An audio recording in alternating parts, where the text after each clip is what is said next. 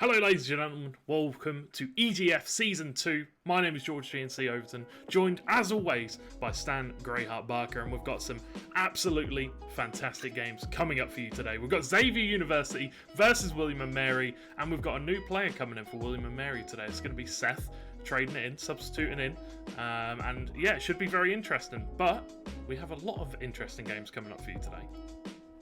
Well, we are going to be seeing, as you say, Xavier University against William & Mary, followed by Fairfield University up against St John's University. Marquette University will be our last game of the day, going up against Niagara University. Yeah, it should be really good. I am rather excited for this one. Obviously, we've got a lot of decent teams in and around the area today. Marquette obviously have their bye this week, so they will not be playing. But I'm really looking forward to Fairfield versus St John. I think that'll be a really good game.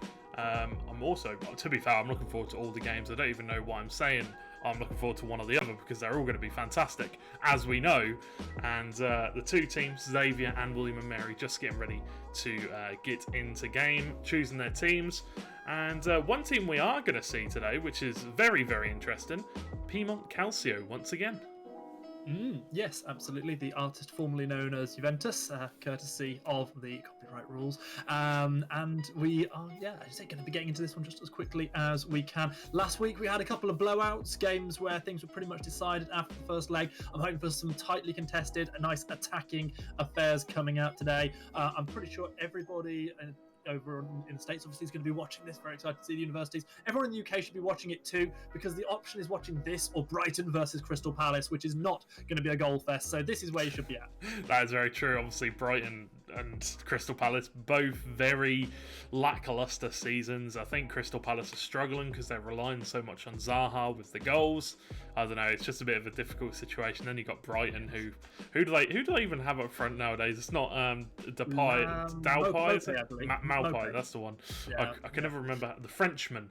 Either way, we are going to see French in this matchup as well. French, France. Probably not Moped, though. No, probably not. I should doubt it. I think we'll probably see Kylian Mbappe. I'm sure we'll see him a little bit. And obviously Ronaldo as well on the other side of the table. But both of these teams look like they're just about ready to go. And obviously last week, William & Mary didn't have the greatest of games. They had a good start. They had a good start against St John's, but it just went all downhill from there. They got a 2-0 lead, and then everything just went to pot, so to speak. Everything just crumbled around them. It was a rather high aggregate score against them by the end of things, unfortunately. So hopefully not going to be the sort of game that they will want to forget. Instead, well, they'll want to come back and re-watch the stream to bask in the enjoyment of a fantastic matchup, regardless of whether they take the win or loss. Take a moment to shout out the shirt you're wearing. That's I'm trying to remember which was the Norfolk team. Is it the Norfolk Nighthawks? Reminiscent of the Long Arena Clash, of course. One of the UK scenes at FIFA competitions. Obviously, we now have the opportunity of casting here on official EGF, and that's great too. We do indeed, but we are about ready to get underway here with this EGF Season 2. First game of the day. It's going to be France versus Piedmont Calcio. It's going to be Xavier versus William & Mary. And here we go, ladies and gentlemen. It's going to be kicking off, unsurprisingly. First touch of the night, and certainly not the last, will go to Kylian Mbappe. As things start off, it's going to be the slow, steady passing around. We've not had a goal within the first minute, so this is already better than if you were following a particular London team the other day. Oh dear word. But it is going to be Seth, I think, starting off. Sorry, it's going to be RJ, Rubik's Cube, Almighty Rubik's, kicking it off, and then we're going to have Seth in the second game, or S Billy. Obviously you can see the game tag, but here is an early chance for Baby Bolt. He has won the ball back with Dybala, but Varane does really well to get back there and win the ball. Yeah, really nice counter play coming through. It seems like this French team happy to take things quite slowly, build up the play, but already we're seeing the quick counter-attacking football from this Juventus team, who are playing with a little bit more urgency so far. Yeah, they're looking good going forward, obviously, with that starting little break from Paulo Dybala. Looks for the cheeky ball in behind. Langlet does well. But so far, obviously, we've seen them win the ball back from sloppy defending. But here is a chance for Kingsley Coman straight down this left-hand side. It is going to be the opportunity yet again for this French team to attack. We've not seen them put the ball into the box just yet, but as Kante lurks on the outside, he finds the through ball, finds Kingsley Coman, drives the ball straight into the legs of the Juventus defender. And now the ball will come once again upfield from the purple shirts. Here we go, coming down the left wing. It's going to be Morata, a player that obviously we saw at Chelsea, didn't play too well, but playing decently for Juventus in real life, linking up with Cristiano Ronaldo, who we're going to see take the shot. It is blocked, and now Hernandez potentially can clear the ball away. Was it a pass? Was it a shot? In the end, it was a whole lot of nothing. It's going to be Paul Pogba finding the through ball. Griezmann straight through to Ben Yedder, playing it back and forward, eventually finding Kylian Mbappe as he bursts down the right. He's going to be taking on Delete, and the Dutch defender trying to do everything he can, standing up the French forward, but unable to do much to stop Mbappe in his tracks, finally putting a foot in. Now it's going to be the 2 versus 1. Mbappe still unable to find the shot. Lays the ball back to Pogba. This attack is going to lead potentially to the first goal of the game if France have their way. Mbappe turning back, turning forward, driving the ball straight at Wojciech. Well, that was a very long bit of play from Mbappe. Obviously, one-man army, not giving Stan a chance to breathe. But here we go. Maybe a chance now straight down the other end from Piedmont. I was talking about Alvaro Morata, and he is such an interesting player. Obviously, started his career at Real Madrid, played pretty well. Then Chelsea decided to sign him. Didn't play too great for Chelsea, but now linking up with Ronaldo, looking pretty good. And here's a chance for Kylian Mbappe. Wow, what a save from Wojciech Szczesny. Fantastic stuff. Yeah, we're talking about Morata. We're down one of the pitch, and we'll certainly come back to him in a moment. But right now, it certainly seems to be Mbappe who's doing the damage. Still unable to find the back of the net just yet. We saw this attack coming through. Ronaldo looking to play the ball back and forward with Arthur, but he's not able to find a shot. And yet again, the French team breaking through. It's a weird situation because he's not really scoring too many goals, Morata, but he's linking up and setting up Ronaldo really well. And you know, he's not a small player, Morata. He's quite tall. He's quite decent in the area, but you know, it's just such a confusing scenario for him because obviously he didn't really do very well in the Prem, but now he's really shining with Ronaldo, linking up, setting him up for goals, and having a good job. But here comes Paulo Dybala. Looks at the shot blocked by Varane and into the hands of Hugo Lloris. I think that when I think about how Morata did at Chelsea, I kind of think of him having almost the opposite problem. Well, no, the same actual problem to what we're seeing a little bit with Martial for Manchester United at the minute. I think this is a player who favours being out on the left, being able to cut inside. And actually, I think Morata, since he's gone to Juve, has been able to do that a huge amount more in that slightly more a supportive role rather than being the focal point of an attack, which, if I'm honest, he never really did to great effect at Chelsea. Exactly. And I have been informed that this is Seth playing for William and Mary currently. It is going to be Seth S. Billy, and then it will be Almighty Rubik's Cube RJ playing in the second game. So this is his debut in the competition, and maybe he can get himself a chance. No, Ben Yedder's offside. Yeah, that was Alexandro stepping forward at just the right moment to catch the Frenchman offside and perhaps provide a little bit of relief, but straight away Mbappe coming forward, having dispossessed straight off the free kick. Mbappe trying to take on Delete, turning inside, turning outside. Beautiful. Yet again, making me talk for days, finding the pass to Pogba. The ball sails wide of the post. Wow, that should have been a goal. That should have been a goal from Pogba. And I've also been informed that I'm pronouncing Seth Billy's name wrong. It's actually Bill Eiley, I think. Either way, had an absolute nightmare pronouncing his name. Obviously, if you do know me from other competitions, I am very bad at pronouncing names. I've done a few Alpen competitions before, and some Russian names and stuff like that. And oh my words, absolutely ridiculous. But either way, back to this game. Seth is looking extremely good in this game, and potentially could go ahead with Ben Yedder now.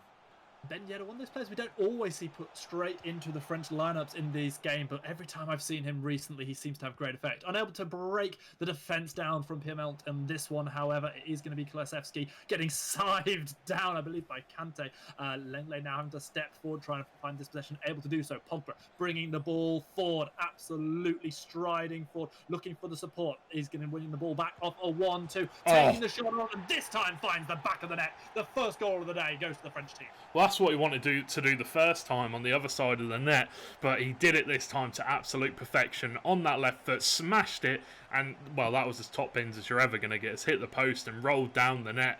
Absolutely beautiful stuff from Pogba. It is 1-0 to William and Mary. Fantastic start to the game for them. just trying to remember the name of the English player who does all the stuff for Soccer AM over here in the UK, and he does all the top bins, and it's just great fun to watch. And he would have been proud of that one as we saw it have to be picked out the back of the net. Now the French team again with the opportunity to break, trying to extend this lead as we approach half time. Kante holding onto the ball, unlikely to take the shot on, is going to find Griezmann, who is much more likely to pull the trigger. Instead, he chips the ball forward, waiting arms of Szczesny pick it up though. Yeah, well, there you go. It's a fantastic start to the game. William and Mary, obviously, really good start for them. Very happy with it. I'm seeing a lot of improvement from them, obviously, as they've brought new players in. And Seth looks really strong here. Looks really, really good. And I'll be interested to see how he can improve coming, obviously, to the end of the tournament. We've got the championship coming up in a few weeks. And that is the end of the first half. Fantastic start to the game for William and Mary. And are you thinking of Jimmy Bullard, the Soccer AM? Yeah, thank you very much. Jimmy Bullard. Just a quick question coming in from Twitch chat, actually, asking if we've got the scoreboard the right way and who got the first goal for sure. Okay. I wasn't actually aware that the scoreboard was the wrong way around. I do apologise. It was obviously set for Xavier to be at home. But yeah, we'll switch those round really quick. That is not William and Mary. It's okay. These things happen. We appreciate the excellent effort you put in with production, and doing it at the same time as casting is frankly an impressive job.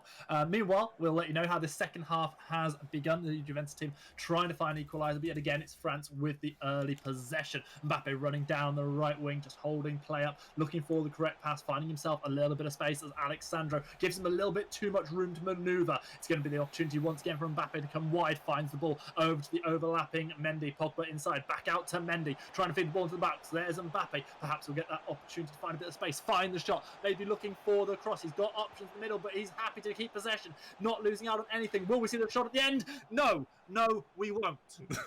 An abrupt ending to a long play, but straight down the other end comes Paulo Dybala. He's got the better of Lenglet, and he should have the pace, he should have the shot, but really good save once again from Lloris, keeping this Piedmont team from scoring a goal. Whipped into the area for Ronaldo, and that should be another corner.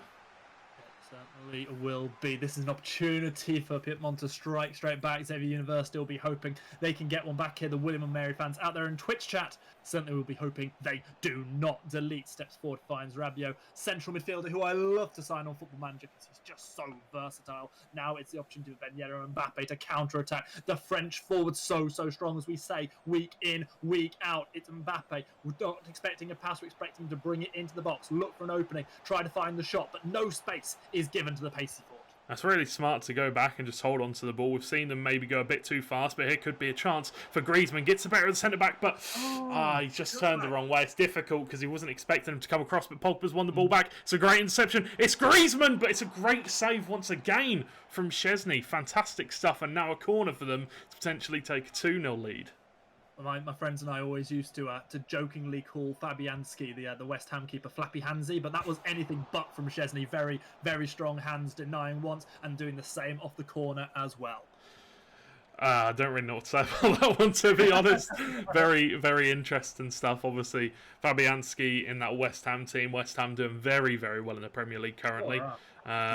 They're actually on the Premier League form table based on form instead of actual wins and losses. They're currently second behind Man City by 1 point, doing absolutely incredibly. But here you go, Piedmont potentially looking to break to get a goal back in this game. It's Ronaldo. Look at him run. He's got such good dribbling, but great tackle in the end from Lenglet as France get the ball and now can go down the other end.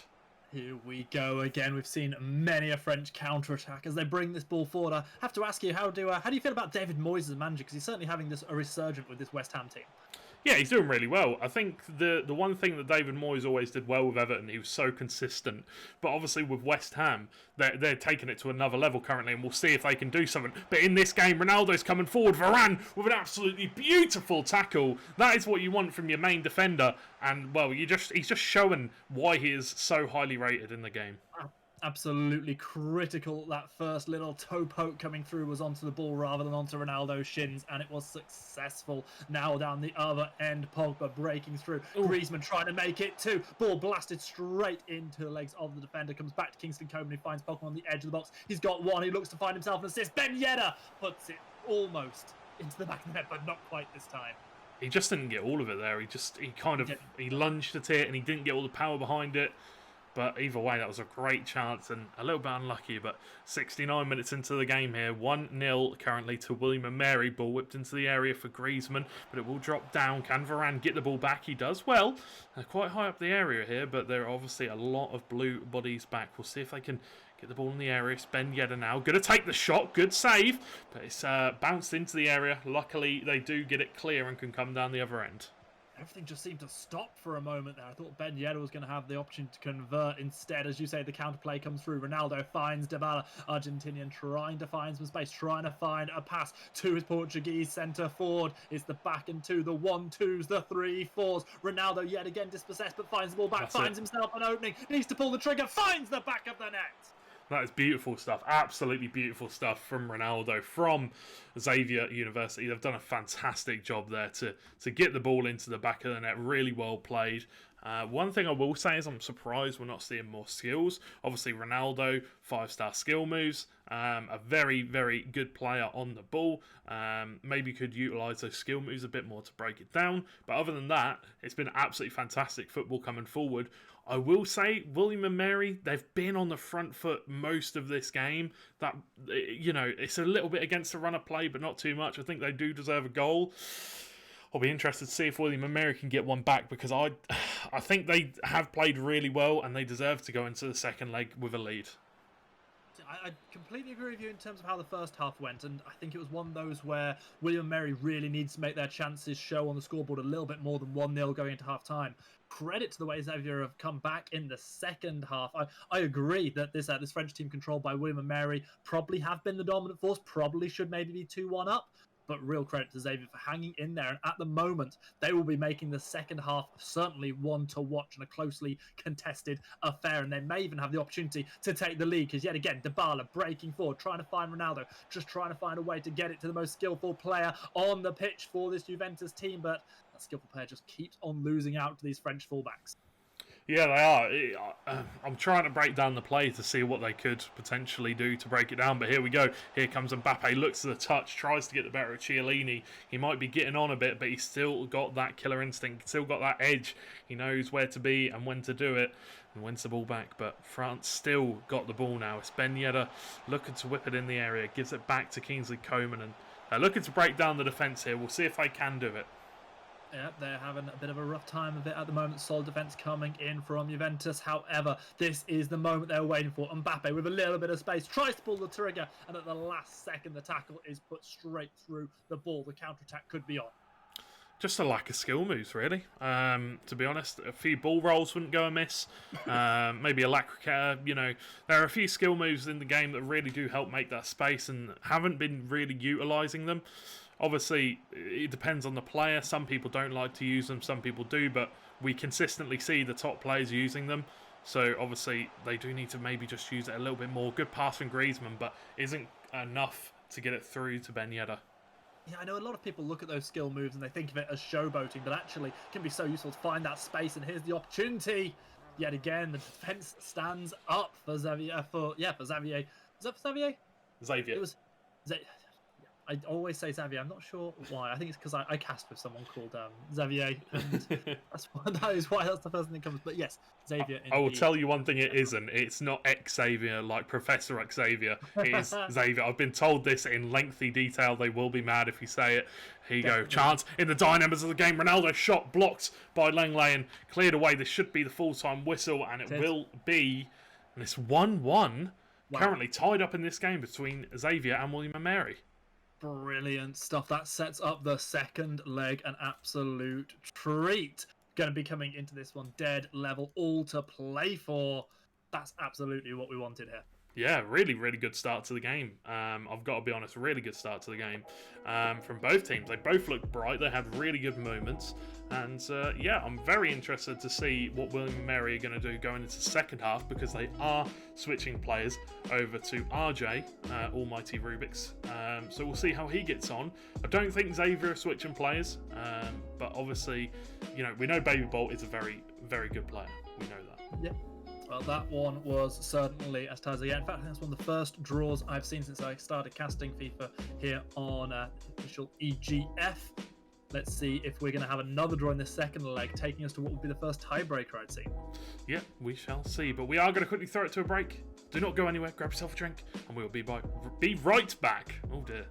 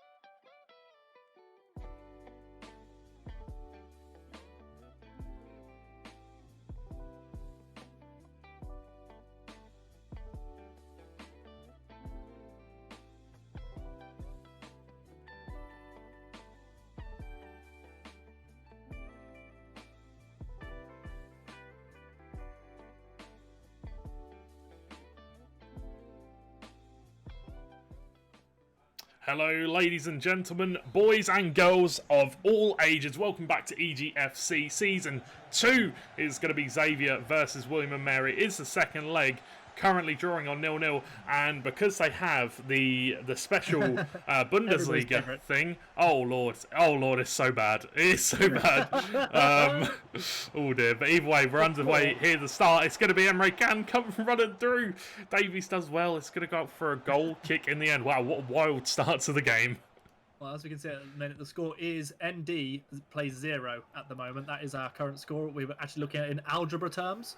So we're going to take a moment to get that sorted in a moment. But, it's an interesting matchup here. Both were surprised to see Dortmund versus Bayern, the matchup of the Bundesliga giants, the perennial champions up against the young pretenders. Obviously, they build up through their youth so well. One of the players I don't think is on the pitch at the minute, but Jude Bellingham, who was born just down the road from me, and he maybe will come as a substitute later on for Dortmund. But right now, it is free-flowing, attacking football. We are 1-1 on aggregate after the first half, and neither of these teams look like they want to be level for long. That looks alright, doesn't it? That's not terrible. Looks fantastic.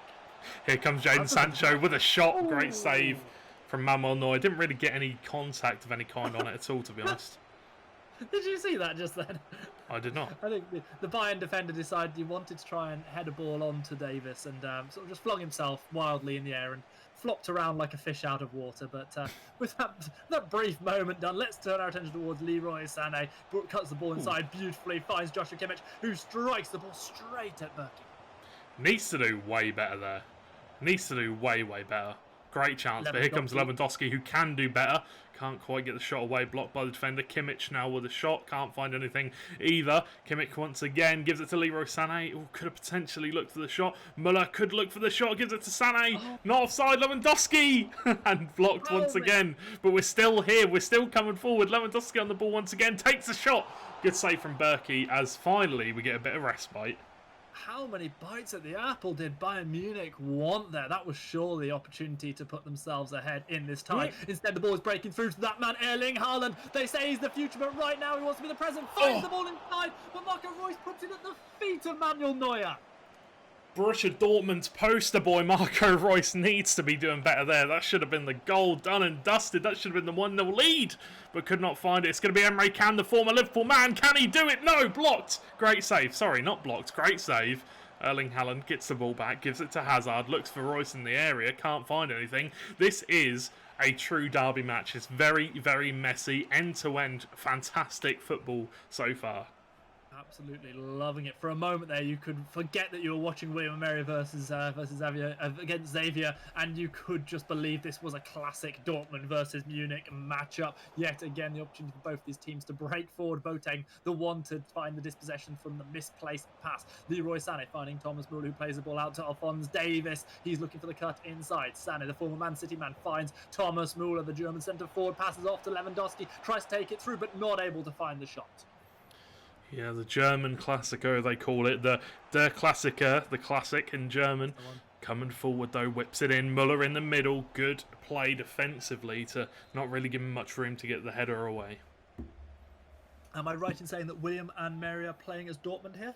Yes, that would be correct.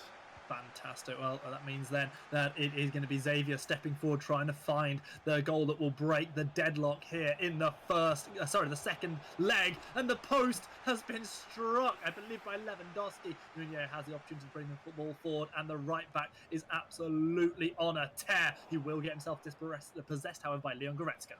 I've got to say that Lewandowski should be scoring those all day, every day. Might be a chance here. Takes it. Goes on the left post. Goes to the left side of the net instead of trying to cut it across goal. Does really well. Whipped into the middle by Sané. It's going to be a header. Can't quite get anything on it. The volley just flashes the crossbar. I don't know if you watched the Spurs game on the weekend at all, George, but that was reminiscent of Bale's strike from the edge, which caught the crossbar. True. Almost finding the goal early on here. We're only 30 minutes in. It feels like each team has had 30 chances apiece. Oh, well, it's an absolutely fantastic start to the game. Let's be honest. It just feels like a real football match. You know, it feels like there's a lot to play for, and there is. It's currently 1-1 on aggregate coming into the boxes. Kingsley Coman does really well. Look at the pace on him, but can't quite get the shot, can't quite get the pass away. Kimmich will recover it, whips it into the area. Lewandowski can't quite get up in time. And now Borussia Dortmund, William Mary can come down the other end.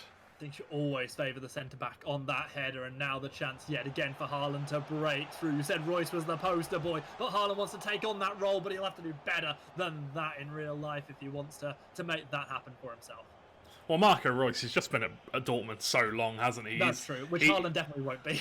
Yeah, I can't see him not leaving for a bigger team at some point, but nonetheless, Reus obviously staying at Dortmund for so long. He didn't leave when the likes of Lewandowski left, when the likes of Mario Götze left. He stayed, he tried his hardest, but Dortmund, they've looked good in real life, but I think this is the best they're going to get for a while with Haaland in their team. Reus gives it to Julian Brandt. Can he find the shot? No, once again, broken down, dispossessed so quickly. Great defending from William Mary.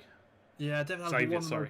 Resourceful players in real life and in the game as well. So many positions you can put him in. He can be completely comfortable. Thomas Müller now trying to find something at the other end of the pitch. Lewandowski yet again angling for the shot. Thomas Müller has the ball stolen away from him by Piszczek. Yeah, it's just really good defending from both teams, to be honest. Xavier looking good, William and Mary looking good there as well. Obviously not really overcommitting, just waiting. That's a great pass, though. I think Sancho's offside, unfortunately. And they can just recover the ball and look to try and make some sort of chance, but both teams defending and attacking so well in this game, just looking to break the deadlock, and then I think it will be goals galore. Kingsley Coman coming forward. He finds a nice little bit of skill, good fancy footwork. Finds the beautiful pass. Again, Lewandowski perhaps should have done better. Imagine that goes in. Oh my word. That would have been absolute scenes. That would have been... How on earth is this going to be 0-0 at half-time? Red card. Red card. The whistle had blown. The whistle had blown. But either way, 0-0 at half-time. Somehow, I do not know. It has been an absolutely fantastic game so far. Obviously, look at the landslide of chances for Xavier. 13 shots, 8 on target, 4 for 4 for William and Mary. Both teams looking really good, but so far in this game, Xavier are looking the more likely to get a goal. 61% possession, 30 in the opposition's territory, 20 in the middle of the ground, and a mere 1% in their own half. Undeniably, the statistics are in their favour. However, it is also true to say Dortmund could have had goals themselves there, even though their chances were not as abundant as Bayern's. Coming into the second half, coming into the fourth half, technically, of this two-legged affair, we have got ourselves an absolutely cracking game on its hands. What happens if it's 0-0 at full time? It will go to a golden goal. You have heard it here first. It will go to a golden goal. Whoever scores first wins the tie, takes all the points, all the eggs in the basket. And, will there be a time limit on that? Well, it goes all the way to 90 minutes, and then it goes for extra time. Then if it's still goalless at extra time, we'll go to a penalty shootout. Oh my word. Can you imagine it? That has only ever happened one time in my commentating career. It was in Arena Clash, and it was in the grand final of Season 3. I believe I was watching that from backstage. It was absolute scenes, I'll be honest. Nobody thought it would ever happen, but I guess if it's going to happen on a game, it had to happen on FIFA 20. Was that the one where the underdogs beat the favourites? No, that was the one where the favourites beat the underdogs. That was the last season. But either way, Leroy Sané almost receives the ball. Good defending from the Borussia Dortmund centre-backs. And, we'll see who's going to get the first goal. But it's broken to Xavier. Can they find a shot? Leroy? I'm not talking about Leroy. I'm talking about Lewandowski. Kimmich with a shot. Doesn't go anywhere near the net in the end. I mean, you looked at those statistics, all of the shots that we'd seen Xavier on Bayern. Am I right there? Yeah. Xavier have in the first half. Unfortunately, so many of them have fallen to Joshua Kimmich, and the wide player isn't really the one you want striking at the target. Lewandowski and Muller need to have the lion's share of these shots. Kingsley Coman wouldn't be a bad option either, and he is the one to break the deadlock. Beautiful, beautiful pass and an absolutely fantastic finish and an equally fantastic celebration with the dead fish celebration. Kingsley Coman absolutely smashing it into that top corner past the goalkeeper. No one would have had a chance at that. And a deserved 1-0 lead, I think, for Xavier. What a celebration, never mind the goal. Absolutely loving that. Takes me back to the fantastic ones. There was that one team somewhere in one of the Scandinavian leagues where they always had phenomenal celebrations, and that's right up there with them. Well, Vandenberg, I've forgotten his team's name, but he scored a 45-yard volley as a chance for Goretzka, Can't quite get the shot off. Does have to wiggle and worm. Good tackle from Hummels, but there it is. It's going to be another goal, and it's sort of come from nothing. A bit of an odd chance, and that's going to be Leroy Sané once again with the dead fish celebration. But like I was saying, never gets old. It gets old when it's happening to you in foot champs. Trust me, it gets extremely frustrating. But Vandenberg, he scored a 40-ish yard volley. A 40-ish yard shot, dipped all the way over the keeper, absolutely beautiful, and he did the worm. Oh, what a hero. Sané trying to be a hero here, trying to find his second of the game, but he's dispossessed at the last moment, leading us to a corner. It's the 60-minute mark. Some changes look like they're going to be rung as the Bayern team look for some fresh legs. They do indeed, and they're looking good though. They don't really need to make any changes, in my opinion. Obviously, you can bring on Theo Hernandez, very good left back.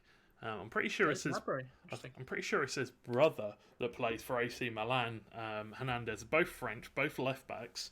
But either way, both of them looking very good. I would prefer to bring on Hernandez as centre back. I might have brought him on for Boateng just for some fresh legs, some fresh pace at the back. But they're not going to do that. They're going to just.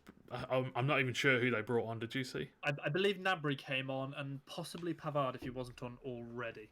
There you go. Obviously, Gnabry, very talented player for Bayern. I think we've spoken about him before. Obviously, coming from Arsenal, wasn't really anything at Arsenal, and now obviously it just adds to the list of underutilised talent in the Premier League from the top teams, youth-wise. Obviously, you've got Bellingham as well playing for Dortmund. Yep. But it seems we are having a couple of stream errors once again from Xavier. We'll see if we can get this resolved. It wouldn't be a proper broadcast without a bit of a pause coming in from them. We'll bring you the actions we can, and it's. I was about to say it was a goal. I thought it was a celebration, but no, it's the substitutions being completed. We have got the players on now as Xavier try to see this game out. William and Mary will need to find goals and find them quickly, but they're the ones on the defensive as it's going to be Costa breaking forward. However, he's not quite able to break the offside trap. Yeah, offside that time. A little bit unfortunate, but yeah.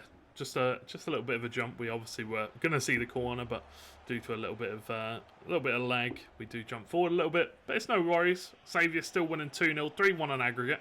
Coming forward now, though, the super sub Gnabry. Can he get his chance? He cuts in, he shoots. It's going to hit the post, but the chance for Costa can't quite get it. He's going to cut back inside. Cuts back inside again, gets a better defender, but Berkey comes out. Really good stuff from the Swiss goalkeeper. Played now, the opportunity to counter-attack. Haaland plays the ball inside to Royce, then makes his run. Royce holding the ball up, plays inside to Emre Can, earning Haaland just a little bit of a heavy touch, but keeps himself hold of the ball, pass it on to Julian Brand, who's got acres of space, finds himself a goal, and there is life in William and Mary yet. That was a really nice low-driven shot from Brandt. It was really, really nice stuff. Look at this. Oh, we don't get to see it again, unfortunately. But either way, 69th minute goal from Julian Brandt. Really nice low-driven shot. And it's going to bring William and Mary back into the fold. Only one goal away from potentially taking it to a golden goal. This could still go all the way, but obviously Xavier do not want that to happen. Holding up the ball somewhat in the corner. Not something you see a huge amount here in this FIFA tournament, but being played down the left, it still is. Swung inside, trying to find space, trying to find the attack. It's not quite going to happen. Piszczek clearing the ball only as far as Joshua Kimmich. He's been everywhere in this game. He has. He's an absolute superstar. He's a really, really, really good player in real life, a future talent. For sure, he's going to be one of the ones we talk about in 15 years' time and say, wow, what a legend he was. I think he's looking to try and cement himself in the likes of, your Philip Lahm's. Obviously, Lahm, he played at left back and centre back, I think it was, or right back and centre back, right back and centre defensive mid, a little bit like Joshua Kimmich. But either way, Coman on the ball now. Guerrero can't really do much. Does get away from though, and fast passing, but Piszczek will intercept. And now William and Mary, well, they've not got too much time left. They've got about 13 minutes. Can they do anything? Can they get the final goal back they need?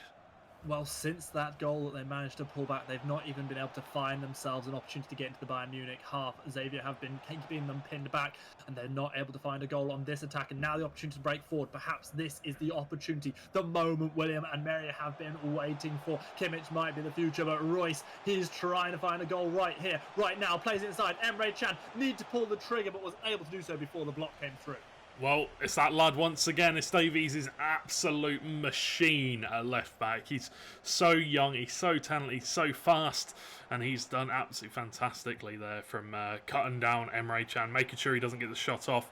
Erling Haaland gives it to Royce. It's a little bit of an awkward, a little bit of a hospital pass, really. Boateng takes it away, and straight down the other end comes Xavier. Yeah, and they've got men over as well. Costa's breaking forward, just the keeper to beat this for 3-1. The touch is too heavy. Berkey claims it. There are 5 minutes and injury time still remaining for William and Mary to pull a goal back, immediately driving the ball forward. And we've got ourselves another pause. No, it's happened once again. We're going to try and refresh it, see if it fixes. Hopefully it does. No, it's not. Oh, no. Why now? The penultimate moment of the game and the stream has had an error. Oh, dearie me.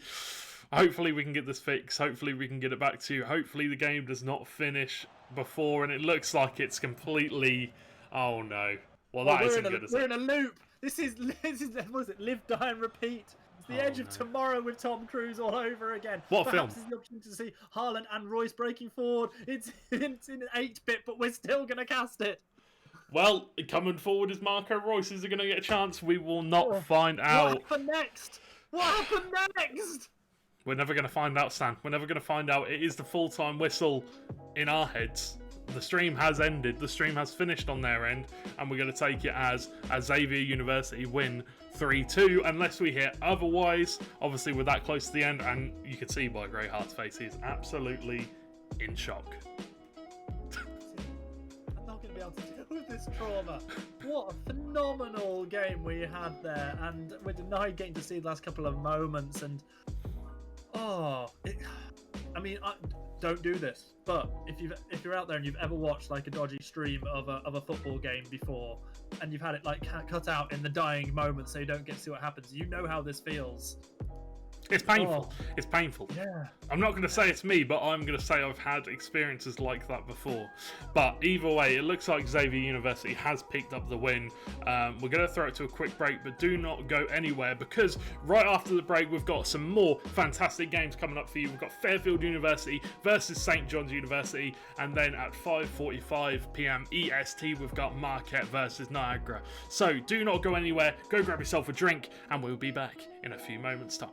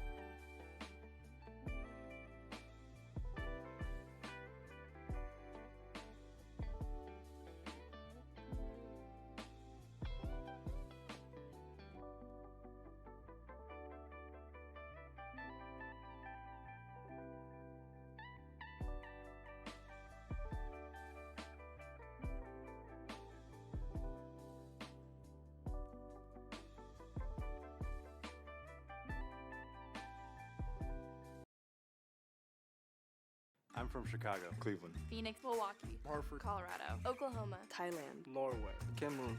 and I chose I chose Xavier University. for business, chemical science, Occupational therapy. philosophy, politics, and the public. Computer science.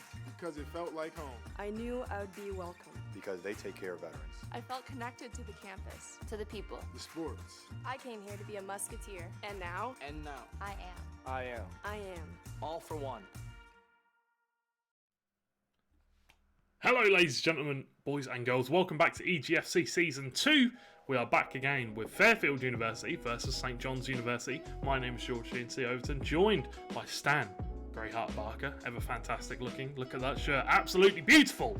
We have a great game coming up for you. Fairfield versus St John's. We're all ready to get into game. We don't even need to talk about this matchup. They're going to talk for itself, and it's the one matchup we do not want to see. It's France versus France. Oh, well, I'm putting my money right on to France on this one, and I will lose it when it is inevitably a draw. Most importantly, though, it is St John's against Fairfax. The question is, who's playing in the white? Fairfield is playing in the whites. I've done it again! Oh, I'm sorry, Fairfield. Griezmann coming down the left-hand side for Fairfield, and he's going to take the shot on. Very interesting, trying to catch the goalkeeper off guard. It's going to be Kylian Mbappe with the first chance of the game, and he's put it in the back of the net. What is that? Why has he got that much room? What are you doing, St John's University? You need to put more pressure on him. You cannot let him do that. All off the back of an absolutely mad shot from Griezmann. It falls beautifully in the end for Mbappe. Buries the ball in the 4th minute. An early advantage for Fairfield. Now it's all down to St John's to try and bounce back. It is indeed. Martial coming into the area. Does well, Varane. Does really well, actually, to be fair to him. And I'm just trying to mess around with the scoreboard a bit, as it is a little bit off-centre. But here comes Coman. He is going to look to break down the defence once again. It's always what we see in this game. It's very difficult to break down the defence, but Mbappe looking to get that little bit of room. Nice little creative back heel, but France do well to get the ball away. Fairfield do well, sorry. Yeah, France do well to take the ball away from France. It's going to be one of those games, George. We've seen it many, many times now. And meanwhile, gives us an opportunity to have a little look at these two teams as they line up almost identically against each other at the moment. Certainly Fairfield's version that is looking better as they look for their second goal. Coman with the tricky feed on the edge over there, not quite able to find the shot to take it past Lloris. Keeper does well. They've made some changes to goalkeepers this year, as it used to be when you'd shoot at the goalkeeper, they'd tend to parry it into the box, but now they push it away as far as they can. It used to be really frustrating. Your keeper would literally put it straight into your opposing striker's path and pretty much be a free goal. But Ferland Mendy really far forward. Ben Yedder got the ball. Can he find Kylian Mbappe? Not this time. Pogba on the ball now.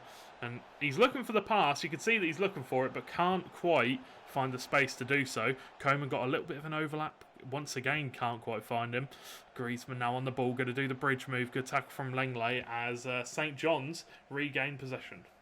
They do indeed. Their opportunity to bring it out on the right wing. Mendy finding Griezmann. He's got runners on the inside. Looks for the beautiful through ball. Finds Kylian Mbappe, who drives the ball into the back of the net. It's one apiece. That is exactly what you want to see from your main man. It's Kylian Mbappe. We see it so often, don't we? We see Kylian Mbappe in the matchups, and he always gets a goal or two. It's just, well, I don't even know what to say about it. It's just always, he's always there. Why always him? The famous words of Mario Balotelli. The man who couldn't put on a bib. And tell you what, speaking of putting on a bib, I've heard today that it sounds like I'm going to be able to get back to my five-a-side football again in about a month or so here in the UK. I'll be able to pop that bib on and get playing with the guys again. I cannot wait. But until then, going to focus on the FIFA. We've got ourselves our third cracking game of the night. Both legs of our first game were absolutely awesome, and so far St John's against Fairfield is living up to the hype as well. Ben Yedder trying to help bring the ball forward, trying to restore the lead over to Fairfield. Well, I'm looking forward to being able to go back to the gym as well. That's one thing I'm looking forward to. The ball played through to Kylian Mbappe, and it's one pass, 40 yards, and it's a shot, and it's a goal. It's as easy as you like, and Fairfield have regained their lead, 2-1 apiece now.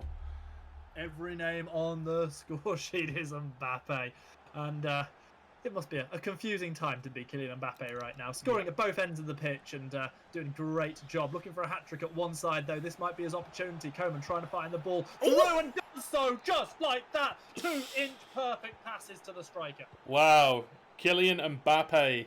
You said you would destroy France, not join them. Traitor. But he has got his third goal now. He's supposed to bring balance to the game. Exactly, not break it. He's definitely not brought balance to FIFA, I'll tell you that much. Oh no, he's in every person's team. He is in everybody's team. Anybody that wants to, compete at a high level, you're going to see Kylian Mbappe. You're going to see your Neymar. Is he ultimate team? Is he $1 million? 900. I think he was 1.3 mil, but I think now he's around 900k. Wow. I had him right at the start of the year, and he was 950k, but I sold him because I wanted a better team. But Kingsley Coman breaking down the defence, he's turning in, he's turning out, he's just going everywhere. He's just going wherever he wants. This Griezmann gives it back to Coman, gives it to Ben Yedder, and it's another goal. It sure is 4-1. Fairfield's time to run away with this one. We've finally got a name on the score sheet that's not Mbappe. Wow. I don't know what to say. It's a bit of a shambles, both in-game from St. John's University and from myself on the commentary desk. I'm having an absolute nightmare. It's just so difficult, these games where it's, it's one pass and it's a goal. There's not really too much to talk about. It's difficult to say, St. John's are really not performing very well because they're doing all right. They're not doing terribly. It's just Fairfield are just playing one ball in behind and, it's another goal. I think you're doing great, to be honest, George. Bringing all the hype, as always. Might get some more hype right now. It's that man, Kylian Mbappe, running through. Has the opportunity to go one-on-one. We'll try and cut inside the defender, but the sliding tackle comes through in the nick of time. Yeah, that was a good tackle from Varane. Does really well to obviously get across, make sure the pass doesn't come across. It would have been a certain goal if it had been. And we'll see. We'll see how this happens. Anyway, Ben Yedder. He's bringing the ball forward and the classic double play-by-play, which is always going to happen occasionally when George comes through. But now it is Kante trying to find the ball outside for St. John's. They really need to find themselves a goal, try and pull another one back. It started so well for them, and it's kind of all fallen to pieces. It is starting to fall to pieces, much like my commentary. I'm memeing. But Griezmann coming through, it's a good tackle. It's a good interception from Langley, I think it was, or Varane, not too sure. But either way, that's going to be the half-time whistle being blown. It's going to be 4-1 to Fairfield, not Fairfax, and St. John's University, unfortunately, having a rather difficult time in this one. Oh, why you have to do a guy like that? Oh man, seeing that score sheet there, seeing Mbappe on there 4 times and on opposing sides of the pitch as well, always takes me back. I don't know if you've ever had this, like going out and playing five-a-side or any other games, but just occasionally they'll be like, "Oh, the teams aren't fair. Let's swap over." And I always remember this one night. I had like the most cracking first half. Scored 3 goals for my team. We go into the half, I think, 4-1 up. And then they're like, okay, yeah, Stan's playing well today. We'll put him on the other team. So I've essentially scored 3 own goals against myself. Fortunately, I scored another 5 in the second half and we won. But that's, well, that's just what I do. I usually, I'm that player that's not terrible at football, but he always gets put in goal, right? They always say, oh, you're a big lad, we'll put you in goal. Even though whenever I could go and play outfield, I've got fancy feet, mate. Honestly, like I'm striding forward, I'm throwing in those ball rolls, I'm throwing in those step overs. Nobody knows which way I'm going. And the thing is, when I used to play rugby, and over the 10 meters, I just go past people. It's great fun, and they're like, "Where did this pace come from?" And then I rattle it in the back of the net. Oh, it's beautiful. It's great taking people off guard. But either way, talking about taking people off guard, there is going to be a foul there, and Mbappe will go down. Pogba will take it early. And maybe St. John's could take Fairfield off guard and get themselves a goal back in this game. Well, they'll need to do something. They're on the defensive at the moment, having given away that free kick as they try to break up the other end of the pitch. I'd love to see playing football sometime. I think we should have like a 5-a-side game with the various casters here in the UK. I think that'd be pretty wonderful. They, get you up front, put me just in behind you, And, I will say, what magic we can work. I will say, just be careful wishing for this, because Matt is a very good footballer. He used to play semi-professionally, and there was an EA event, I think it was FIFA 19, where there was a tournament between all the FIFA players. Kingsley Coman in the box for Fairfield, looking to see if he can get something off St. John's. Sorry, it's not going to be a foul though. There was a tournament and Matt scored a ridiculous amount of goals and set up a ridiculous amount of goals, and he won himself any card in the game that he wishes, and he got ones to watch Ronaldo that upgrades every time Ronaldo gets an inform, and he eventually got it to 99, and yeah, that was an incredible year. So you definitely want Matt on your team. That is one thing I will say. tell you what, that sounds great. We'll have the three of us linking up. That'd be the dream come true. Meanwhile, the link-up play is good for the French team being controlled by St. John's, but they're still unable to pierce through Fairfax defence. Yeah, so far in this game, it's really been all Fairfax. Stop saying Fairfax, Stan! You're confusing me! Fairfield and St. John obviously looking to break them down, but they're just struggling. It's just nothing's happening for them in the final third. I haven't got it written down in front of me correctly. I can't read, I can't talk. I'm in the right job, I'll tell you right now. Someone who is in the right job is this Fairfield team. They are looking dominant in this game, looking for their 5th goal, their first of this half. Again, Kingsley Coman and Ben Yedder linking up, trying to find their way through. But St. John's have been slightly more defensively resilient in this half. Yeah, they have. They definitely have. They've been looking a lot better. Whether that's because Fairfield are lighting up a little bit, I'm not too sure. But either way, they've definitely, they've sealed the holes in the back for the moment. They're doing a bit of damage control, but they need to get a couple of goals back if they want to go into the second game with anything to play for. Martial trying to get the better of Kante, and you can't do the fake shots. So you're not going to be able to get a player, because when you do a fake shot, your player takes a massive delayed turn.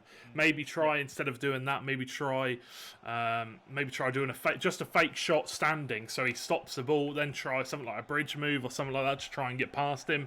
Either way, you can't cut back with that. It's too delayed. It doesn't give you enough time to get back to the ball. But chance here for Mbappe, that is a penner. It sure is, and with 71 minutes about to tick onto the clock, it's going to be a yellow card for the St. John's defender. It's going to be a penalty coming in for Fairfield, and it's going to be me with a proposal to Fairfield to change their name to Fairfax. I'm just saying, I think it works for all of us. Penalty is unsurprisingly going to be taken by Kylian Mbappe. Will he go to the left? Will he go to the right? Lloris to stand him up, waiting things out. He should have stood him up, because it is tinged down the middle. The Panenka done much, much better than Adel Lookman.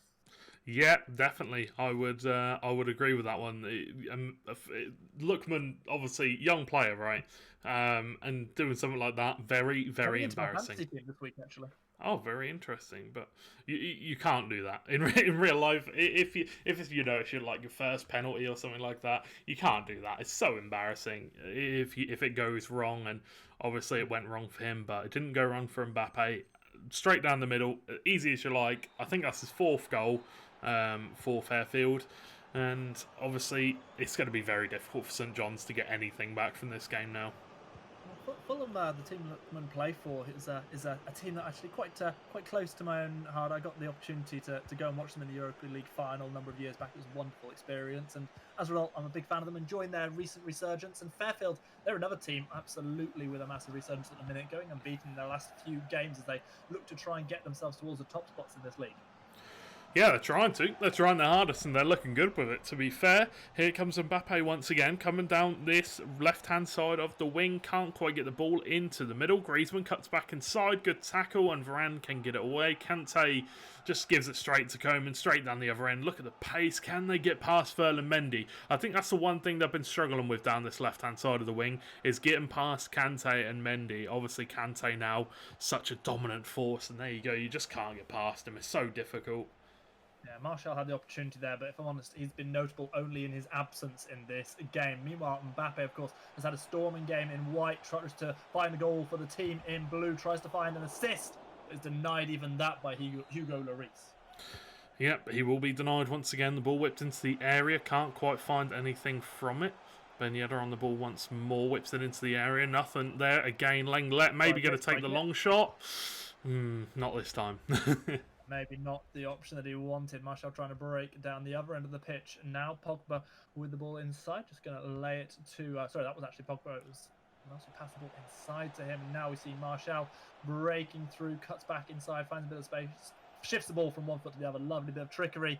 Just about wins himself the corner. No, he does not.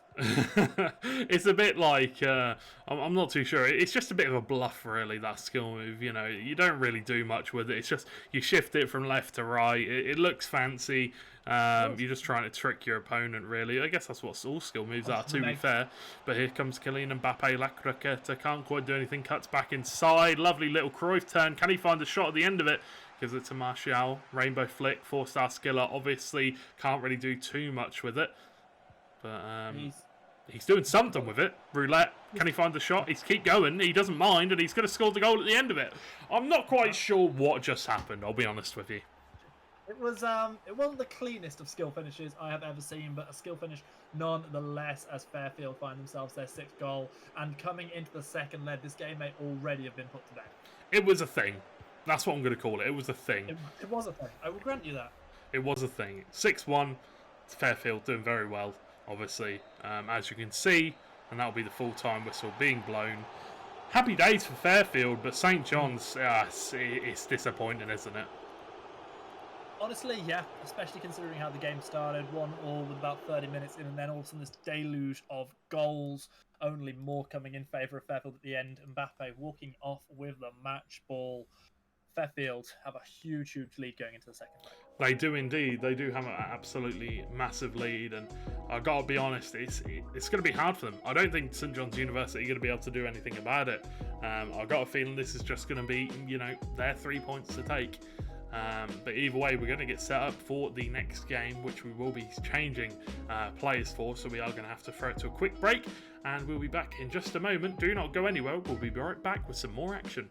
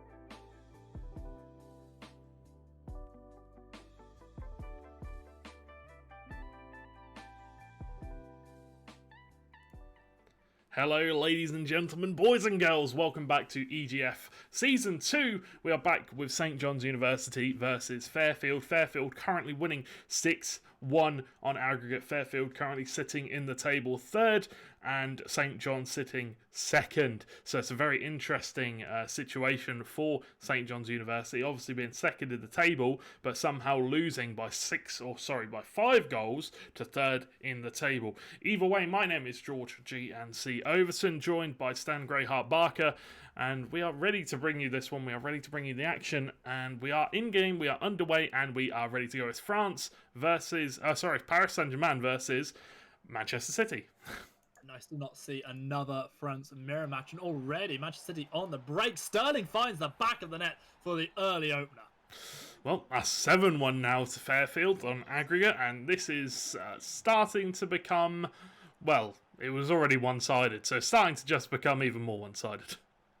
That was eerily reminiscent of what happened in the Premier League this weekend for anybody who might have been watching it. The early opener for Manchester City, just as they did against Arsenal. The difference, of course, that we are hoping for here is that was a goal. Well, that was the only goal of the game. I want to see more moments of the back of the net rippling this time around. Yeah, definitely. Hopefully a few more for St. John's. Obviously unable to capture their first half or the first splits. They're unable to capture their former glory, as in this game they are, and a few of the past games they have looked not great at all.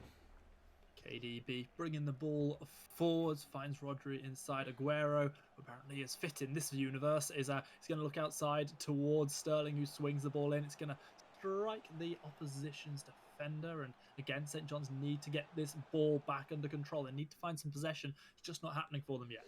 Because in every sense of the matter, St. John's University is the top team in the league.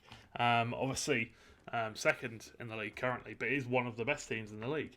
They went on a 7-win streak in a row. They beat Marquette, they beat Niagara, William and Mary, Fairfield. They beat everybody. But recently, since moving to FIFA 21, they've struggled, to be honest with you. Marquette, they lost 4-0 to, and currently in this game they're losing by 5 goals to 1, to 7 goals to 1.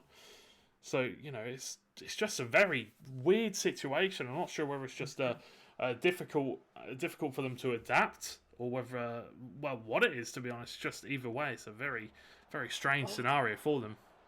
Attempted bicycle kick, not quite coming off there. I hate to do it to you just second, because this is going to be Nathan Ake of all people laying the ball off for Riyad Mahrez, who makes it 2-0 and 8-1 on aggregate. Yikes! Don't know quite what to say about that one, to be honest with you.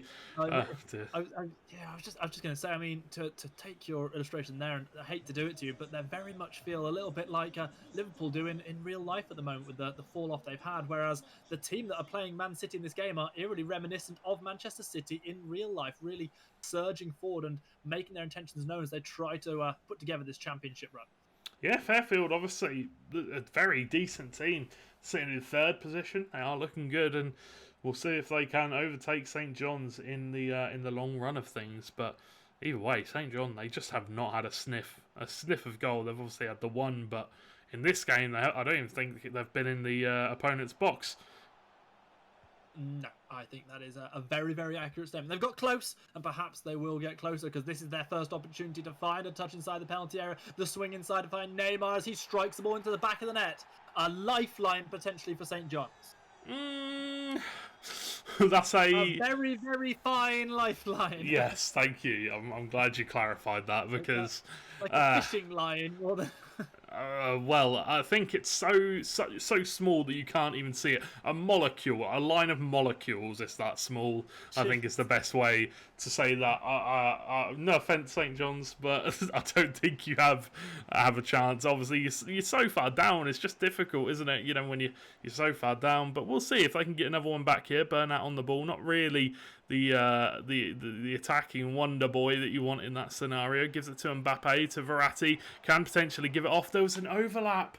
You could have given it to Neymar Jr. If you'd have just laid it off there, that would have been easily the goal. And straight down the other end comes Riyad Mahrez. He's running. He's all alone. He goes to chip the goalkeeper, and he fluffs it a bit, doesn't he? Let's be honest. the 8-2 aggregate could have easily changed at both ends of the pitch in the last minute or so. Instead, it remains the same. It is still Fairfield with the Lions' share of possession and the most dominant chances in this game. Rodri stepping forward, has got Aguero making the breaks inside, but instead passes out to Silva on the outside. Bernardo taking it around Florenzi, taking it out of touch. Yeah, it's a weird game, isn't it? To be honest, it's difficult to commentate on these kind of ones. Other than all we can say is Fairfield are doing so well. Whatever they've done in between the two seasons, it has worked. It has worked to wonders. As obviously they've not lost a game since we've returned from our break, so it's looking very good for them. But here comes the Cancelo, whips it into the area. Idrissa Gueye does very well. Mahrez can't quite get the ball past him once again, and now potentially can come down the other end with St. John's. Is St. John's trying to break into the other opposition half and into the box, but it's not quite happening for them. Again, Aguero finding Mahrez playing the ball back inside. Unfortunately, Aguero not quite able to get his toes onto this one. Some good news for you in real life, I guess, as a Liverpool fan the other day, where we are starting to see some training photos coming out of Van Dijk and Gomez as they find their way back to fitness. Probably too late to save any chance of a title-winning season for you this year, but maybe enough to help Klopp get out of the rut he's in at the moment. Well, we're still in the Champions League. We're winning against RB Leipzig currently in the aggregate score. And also Diogo Jota returns to training next week. So very, very promising times to be a Liverpool fan with the players returning. Obviously not so promising because Milner and Henderson are both out injured, our vice and captain. But yeah, it's a weird time. It's a weird time to be a Liverpool fan. Also looking at everything on Twitter, a lot of negativity from the fans, a lot of Jurgen Klopp outs I'm seeing. So it's a bit ridiculous if you ask me. For a man who's just won you your first Premier League title, it feels far too soon and far too knee-jerky for me. But oh my word, what a beautiful chip that is. A fantastic goal from Phil Foden, who's just doing great things in real life and in game too, apparently. Yeah, as long as no career-ending injuries happen, like an Owen Hargreaves or something like that, or a Jamie Redknapp. As long as we don't see anything ridiculous like that, I could well see him being, the next big talent for England. The next, not the next Wayne Rooney, because I don't think he's that kind of player, but the next, the next big thing. Yeah, I'm trying to think who I'd actually compare them to in terms of wearing an England shirt. I think the closest I could even come to, and it's early days to say this, but would probably be Gascoigne, which may be a touch before your time, but for me it's certainly a big thing to say. And as another big goal coming in, it's such a shame that St. John's went so far behind Fairfield in the first leg, because they're really putting up a fight in this game. Yeah, they are. They are definitely putting a shift in. They're not going down without a fight, but, when you're so far behind already, it's very difficult to do so. At the half-time whistle, we are going to see the score be 3-2 in favour of Manchester City, in favour of Fairfield. And so what are you most excited for as a Liverpool fan? Is it your continued journey through the Champions League? You try to win that for the second time in a few years? I've got to be honest with you. I haven't really been enjoying real-life football since fans obviously can't come anymore. It's taken a lot of the game out of it. Yeah, it's taken the love of the game away from it a bit, but I still enjoy watching Liverpool. I still enjoy watching the games, but I think the Champions League is the only real thing we've got left right now, and making sure we do get top four scenario. Other than that, I'm cheering on West Ham. Hopefully they can, get top four as well. As long as it's not at your expense, I'm sure you'd love to see them up there, and actually, so would I. Definitely. I mean, I think the thing is, as you get older, I think you start to become a bit more neutral towards other teams. You start to realise, these players getting paid 50, 60, 70 million, 50, 60, 70 grand a week.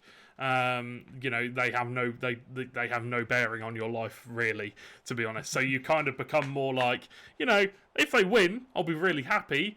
But, the best team wins at the end of the day. And I think the problem with Liverpool at the moment, we are not the best team. So I don't hate that other players are doing well. But here is a chance for Mbappe and St. John's. Well, they've equalised it up. It's 3-3 now. Still 5 goals behind on aggregate, obviously. But they've brought it back to 3-3, which is very nice for them. absolutely love to see it. Maybe they can still make a game for it. Maybe those molecules are expanding by the moment. Maybe they're not, but we'll keep our eyes on this one. Certainly, if St. John's get the next goal, it will make things very, very interesting. As a West Brom fan myself, I've learned a long time ago to be a little bit neutral towards a lot of teams and to enjoy just good football and to say I'm a fan of football more than a particular team because, yeah, being a fan of West Brom is hard work at the best of times, especially if your manager is Sam Allardyce. But Yeah. Yeah, no, you know what? I'm very much enjoying this Premier League season, even though I do believe we'll be relegated at the end of it. Yeah, I mean, it's difficult. It's hard, isn't it, at the end of the day, to be, a fan of a team coming into the Premier League. Chance for Kun Aguero can't quite make anything of it. It's hard because your team can't really invest as much money as they'd like to. Obviously, we're in the middle of a global pandemic as well, which doesn't help. But it's very, very difficult for West Brom. Ball play to Kylian Mbappe. Walker does well. João Cancelo clears it away, and we might be able to come back down the other end here for Fairfield. Let's see if they can find themselves a goal that will certainly put this game to bed. Sterling just absolutely racing down the wing. Florenzi trying to stick with him. Actually manages to find the dispossession. Verratti now with the opportunity to start the counter off. Draxler finds Di Maria, plays the ball back outside to Kylian Mbappe. We saw him score so many goals in the last game. Not able to find himself another one this time as the ball is yet again fed through for the attacking Man City team. Yeah, we'll be interested to see how they get on, and that is a clatter of a tackle.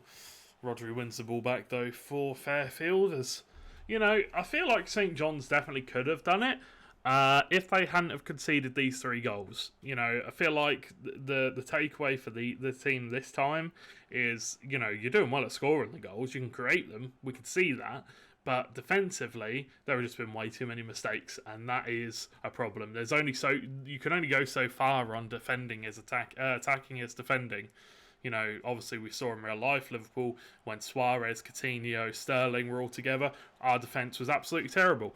We came second in the league because we couldn't defend.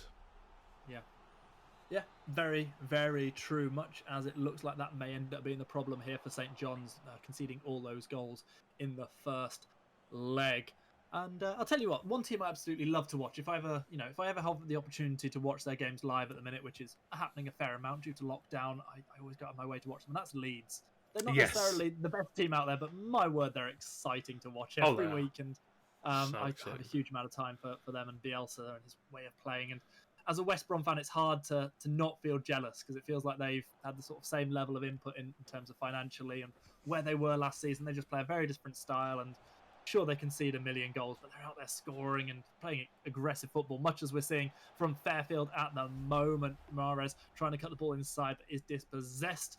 Shaky couple of passes, but Florenzi able to bring the ball forward. He will return it to a white shirt. Yeah, I think the difference between Leeds and West Brom is obviously West Brom. Who's West Brom's manager at the moment? It's Allardyce, having been Bilic before that. Yeah, so you've got Sam Allardyce. Sure.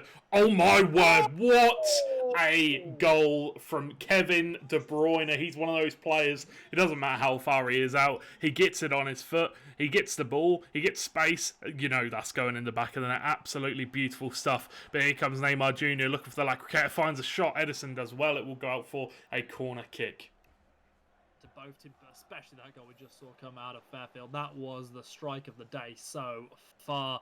Meanwhile, Aguero trying to take the ball down the other side, finds the beautiful through ball. Sterling has got pace, getting a little bit tired. Perhaps the defenders will start to catch up to him, but he's going to find his moment of one-on-one. He rolls the ball one way, passes it under the on-rushing keeper, and ends this game as a contest. Absolutely beautiful stuff. And just to go back to what you said about it's a little bit unfair, obviously, because of West Brom have invested the same amount, kind of, as Leeds. I think Leeds have signed some really good players, which is definitely a big thing. Obviously, Rafinha, massively good, a very, very good player.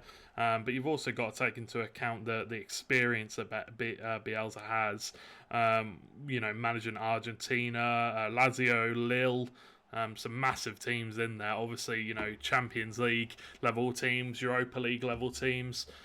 So it's difficult to compare them, but there's a chance for Mbappe, who nobody can compare him to, and that is the goal. And it's 5-4 now on aggregate, or not on aggregate in this game. Sorry. An absolute belter, a 9-goal thriller. Only a few minutes left on the clock in game time. The thing is, like, I have so much respect for Bielsa and the testicular fortitude it takes to sort of look down and go, you know what, we're coming up as a promoted team. Let's go out and just score goals. If the other team scores 5 more than us, fine. We're going to get enough points from winning games that, we've got a chance of staying up. And, the management have backed him in it as well. The players have gone out and done it. I honestly feel like we have players that could have done that if we'd played that style, but certainly under Bilic it didn't happen. Under Allardyce, it's even less likely to happen. Yeah. It's a complete polar opposite watching West Brom play to watching this game between St John's and Fairfield, because you're not going to see 9 goals unless it's Man City banging them all past you if you're a West Brom fan. And, what's the lad's name? Is it Marcus Pereira? Is it? I've forgotten his name. Matthias Pereira. Matthias Pereira. He's a good player. He was very good. I can't remember who he played for. He's played for you for a couple of seasons, right? That was very close. He played for Benfica. He was Fernandez's understudy. Right, here comes Gabriel Jesus, and there's another goal. It's going to be 12-5 on aggregate now. Ball booted away in frustration. Almost goes in. But you would have loved to see it. You would have loved to see it. You would have. But that is the full-time whistle being blown. 6-4 in this game. But overall, it's going to be 11-6 on aggregate. My word. Or 12-6 on aggregate, sorry. I made it 12-5. 6-1 and 6-4. Well, there it is. You have heard it first from Stan. 12-5 on aggregate. There it is. It's Fairfield University taking the win. Good job, and that doesn't take them above. That does not take them above St John's in the standings, but it is very, very close. They are currently 3 wins behind St John's, but still, if this game is to go by any of it, St John's still looking like the stronger team going into the championship. It's a single elimination knockout. They could still take it. It doesn't matter that they're a little bit behind in the standings. They could still win the whole thing, is I think what we need to hit on here. But we are a little bit behind schedule for the next game. Obviously, if you are just coming in, if you are just here for a few moments, we've got the next game coming up in a matter of minutes. It's going to be Manhattan versus Niagara. As you can see, we are about 10 minutes, 12 minutes behind schedule. But we will bring you the game as soon as possible. Do not go anywhere. We'll be back right after this break.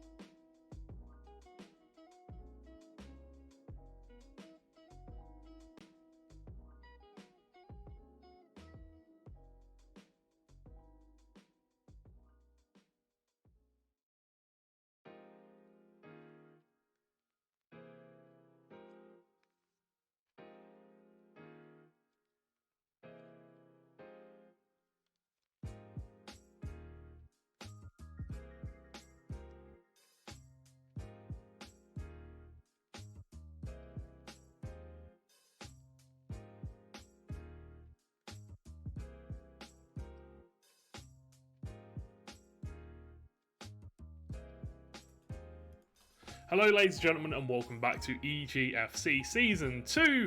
My name is George DNC, joined by Stan Greyheart Barker. And as you can see, our previous game before the break, Fairfield University taking it against St John's University, 12-5. What a fantastic game. It was absolutely awesome, and it was filled with goals. Second leg truly tight affair. We're going to be able to bounce into the action really quickly for our next match as well, where we're going to be following Manhattan College going up against Niagara University. These two teams, they've picked their teams. They are going to be playing France against Liverpool in the first leg of this matchup. And we are ready to get underway, and we are all ready into game. It's going to be handles, and I'm not too sure who the player is going to be for Manhattan University, but either way, it's going to be a fantastic game.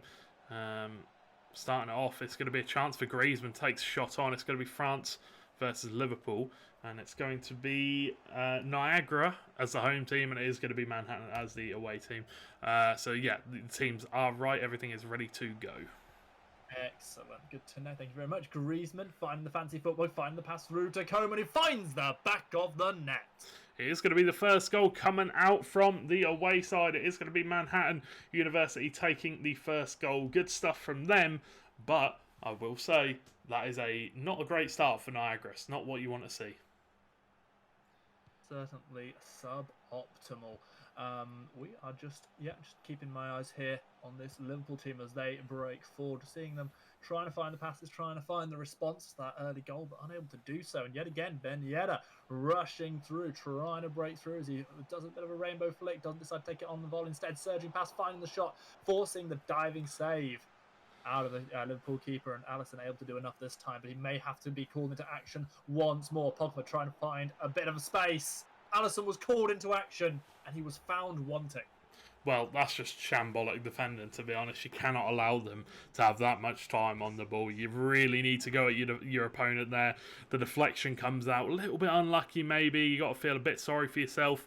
But, yeah, you got to do better. And obviously, we're seeing a 4-2-3-1 formation coming out from Niagara University. They've got the back four of Liverpool, obviously Trent, Gomez, Van Dijk and Robertson. Obviously Alisson in goal. And we've got the two CDMs for Fabinho and Thiago. At centre attack and mid, there is going to be Roberto Firmino. And then at striker, Diogo Jota. And left attacking mid, right attacking mid, Mane and Salah. Here comes Thiago coming forward. Can't quite get past Varane. It has been all Niagara so far in terms of attacking potential. All the shots coming from them as they look to find themselves another one, trying to find another goal. It is going to be a quick clearance play straight up. Salah, Firmino trying to bring the ball to fall. Is going to hold it up, buying enough time for his offensive players to rush past him now to spread the play. Diogo Jota, he'll be returning, as you said earlier in our stream, to real-life action very, very soon. Indeed we will. And hopefully he can provide that, that burst of pace, that last effort, that last chance at goal, and potentially bring back the killer edge that Liverpool have, that they have seemed to have lost this season. Obviously, we need a little bit more than just him to repair our season, but we'll see if he can do anything for us. Obviously looked really good in the Champions League, scoring a hat-trick against Atalanta before he got injured against, I can't pronounce the team name. It's such a difficult team name. It's like Midtjylland or something. Yeah. Oh, wow. Can you spell, or can you pronounce wow? Because I can, and it goes wow. That's how I felt after watching that goal. Third goal for this French team. Oh. Oh no, Mr. Greyheart, you've killed me. You've written me off. Absolutely caught you was okay. Oh no. Well, I was not expecting that from Luca Dean. I'll be honest with you. It's a fantastic finish. And wow is the only word I could think of to describe it. Good tackle from Joe Gomez to take the ball away from Luca Dean and maybe come on the counter attack. Paul Pogba breaks it down instantly though, and maybe a chance for another goal from Manhattan. Gives it to Griezmann. Becker comes out, takes the ball, does what he's known best for, being a bit of a sweep keeper. He does indeed, finding that nice release of the ball out to Trent Alexander-Arnold. Incredible right foot on that young man. With some of the best crossing and the best long passing in the business. This time he finds Jota, who feeds the ball through to Mane. Has the opportunity to try and pull a goal back. Instead, pulls the ball back. And as a result, fires the ball straight into the defender that was given time. Now, another attack. Firmino finds the strike yet again. The block comes through. Not a single opportunity so far to test Lloris in the French goal. Yeah, it's just that, I don't know, cutting back inside there with Mane, I'm not too sure why. He's against Luka Dean. Luka Dean hasn't really got too much pace, to be honest, and Mane, well, he's got an abundance of it. He definitely could have taken him in the pace contest. I'm not sure why he didn't just continue his run and then take a shot across goal or at the near post. But either way, Fabinho striding forward here, the big man, can't find anything and will run straight into a France player, and potentially they can get their fourth goal. Playing it in for Mbappe, takes a shot, great save from Alisson once again. Yeah, Alisson at least able to keep the fourth one out, keeping Niagara in with a chance of coming back onto Manhattan as we get towards the second half of this game, or even towards the second leg of this tie. However, there's an opportunity here for a fourth one, and it has been struck into the back of the net once more. It's that man Griezmann. Greasy Griezmann doing it once again. You know, the man that always seems to show up in the France games but never shows up for Barcelona. One of those players that is unfortunately known as being a little bit lackluster of a signing from Barcelona, which is disappointing because he was so good for Atletico Madrid, such a good player, but moves to Barcelona, everything kind of falls flat for him. I'm not sure why, but either way, still a really good player in real life, in my opinion. I'm a strong believer that some players, they need to be a focal point. They need to be the centre of attention. And when you're in a team with Messi, that's just never going to happen. And as a result, I feel like Griezmann has gone backwards in terms of his playing career rather than flourishing as many hoped he would. It's like that with Moussa Dembele as well, for Barcelona. It's just an unfortunate scenario. He goes from Dortmund being one of their best players in their team, leaves, and, well, they bench him. They put him on the bench. He's a young star. He should be getting starting minutes every second of every game. But unfortunately, obviously, that isn't happening for him. And it's really stunting some of the talent that we have around the world when they go to these big teams and they don't get played. But there is another goal. There is a fifth goal, and it's from Greasy Griezmann once again. And there it is, Manhattan. 5-0 lead already, and we're not even in the second half, are we? Well, we're about to be, because there is the half-time whistle. 5-0 is going to be the difference. That is a massive, massive advantage going over to the team playing as France here. Doing very, very nicely. Look at those look at those goal scorers. Coman, Pogba, Dina, and then a couple from Griezmann. Not the French players you'd maybe associate with the goals in the first half of that list, but nonetheless, cracking game so far. Wow. Who's Mbappe? Never heard of him, mate. No. I mean, might as well be benched in this game, I think. Might as well be. Going back to Barcelona, I think I always feel like it's really difficult, especially for the managers and whoever is involved in bringing the players in, whether that be the managers or the recruitment team, because you're bringing players in, and it's a similar problem to what Liverpool have, because they've had this front three who play so often and are so almost irreplaceable that these players, they're going to sort of start to fall off as you bring them in. And unless you're bringing them in to just be squad players, just, be average, are they ever really going to rise to the highs that maybe they would have at other teams? And I think with those couple of players you mentioned there, Dembele, with Griezmann, and certainly with others in the past, they've not managed to do so. I mean, even Coutinho is another example. Yeah. I think it's tough living in the shadow of Messi, and I mean, you're already seeing it for someone like Minamino, who obviously lived in the Salah shadow. He's already gone over to Southampton. He's scored more goals in his time over at Southampton than most of the Liverpool squad put together. It's very true. It's very true. He's doing really, really well over at Southampton with the likes of Danny Ings. Yeah, most definitely. But I think that's one of the problems with Barcelona. Obviously, you had the Barcelona golden age, right? You've got Iniesta, you've got Xavi, you've got PK Biscuits. You've got all these incredible red time finish.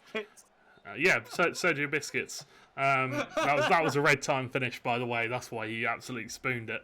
But either way, they had the golden age. You had these incredible players all coming through at once. Ronaldinho, Thierry Henry. You've got Messi in there as well, who is still there. You've even got David Villa. You've got all these world class legend players. And now you look at Barcelona now. They've got two washed up players. They've got PK and Biscuits still, which is incredible in my opinion, how they haven't replaced them. You've got your goalkeeper, oh my god, Ter Stegen, who is Germany's number one in the future. Let's be honest, another chance for Griezmann. He's going to take it over a red time finish. You've still got Messi in there, who you're probably not going to replace when he retires.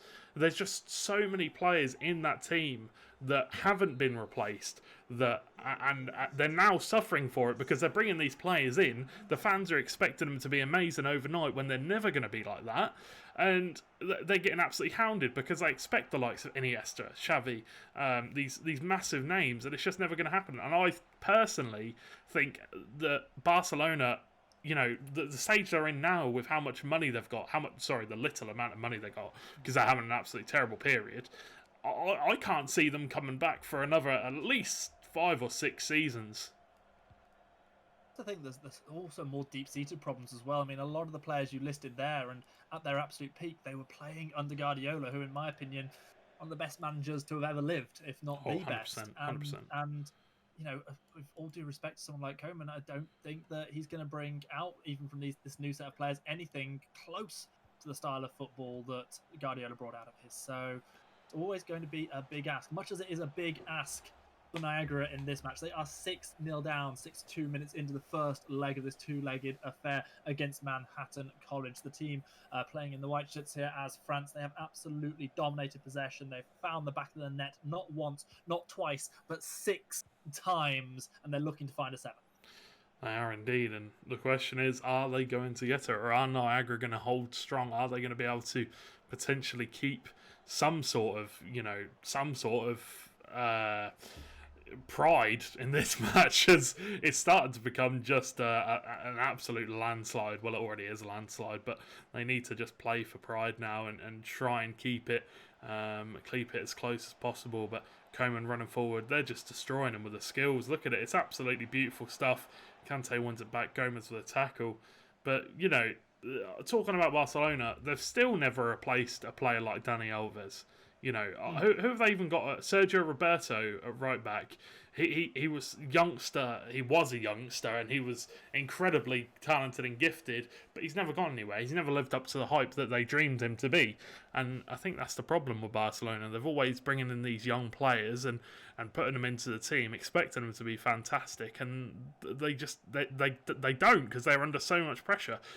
Take what's his name? Played for Southampton, Bojan. For example, world-class player, the most talented youngster to potentially ever see the pitch, to potentially ever see the Nou Camp, more talented than Messi, they said. And they put so much pressure on him to perform. They were putting him in the first team when he was like 18. And that just led to depression, that led to anxiety and all these things. And that's just a problem. It led to playing at Stoke. I mean, that's pretty horrible. Yeah, exactly. But the problem is, he said he enjoyed his time at Stoke more than he did at Barcelona, which is the main issue. That is the main issue. I think they just put too much pressure on young players. But either way, we've talked a lot about Barcelona. We've talked a lot about the problems in their system and why they're not having, you know, a great time. But here in this game, Niagara not having a great time. Currently 6 goals down. Barcelona have been unable to replace people like Dani Alves and Carlos Puyol. The question is, Niagara out of this tile, will they be able to find a way to bring a replacement in? Because if they come in the second leg, they're going to have to do it from 7-0 down now, because on the 7th goal, Kingsley Coman scored, and perhaps now Manhattan College can rest. I was going to say hit it on the volley, but he was like, nah, it's fine, I'll just be patient, take it around the goalkeeper, just pass, there's no stress here. But Handel's obviously not having a great game. As you can see, 7-0 down. It's difficult, isn't it? You know, and Niagara aren't a bad team. You know, sure, they're, you know, currently sitting in 5th, you know, middle of the pack currently, and Manhattan only one above them, only one game above them. So it shouldn't be this. Sorry, go on. Yeah.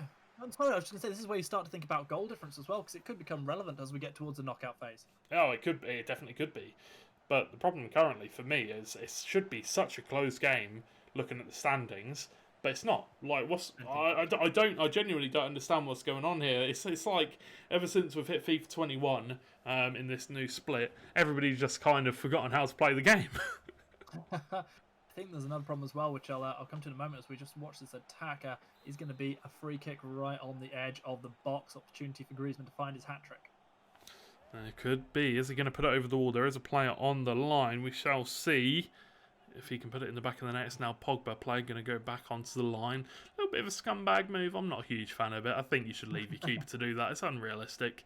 Pogba going to smack the ball, and it's not. It was probably going to go in the back of the net. I'll be honest.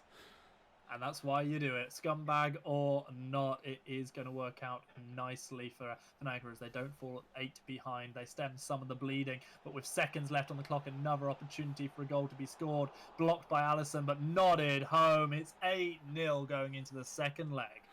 It is indeed 8-0. What a fantastic end to the game for Manhattan. They are playing really, really well. And, well, look at that. That was just an obliteration. It was. I can't find a better word to describe it.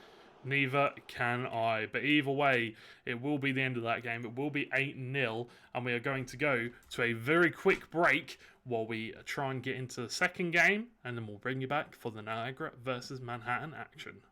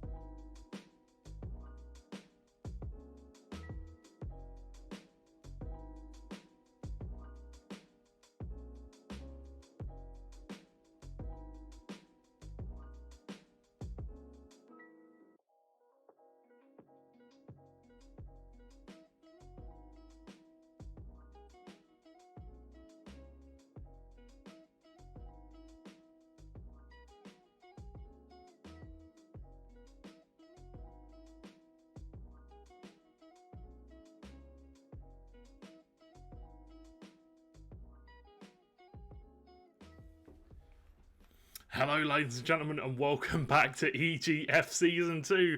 Sorry that we're already underway with the action. I had to quickly run to the toilet and come back, and they've already started, but we're underway here with the action. It's going to be Niagara versus Manhattan University. Manhattan currently with an 8-0 advantage. Yes, 8-0. I said that right.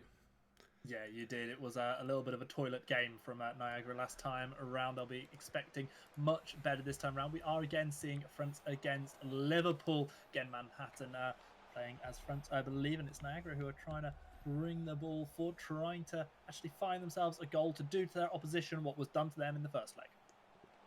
We shall see. It's Andrew Robertson potentially going to be the Liverpool captain in their upcoming games due to Henderson and Milner being out for injury.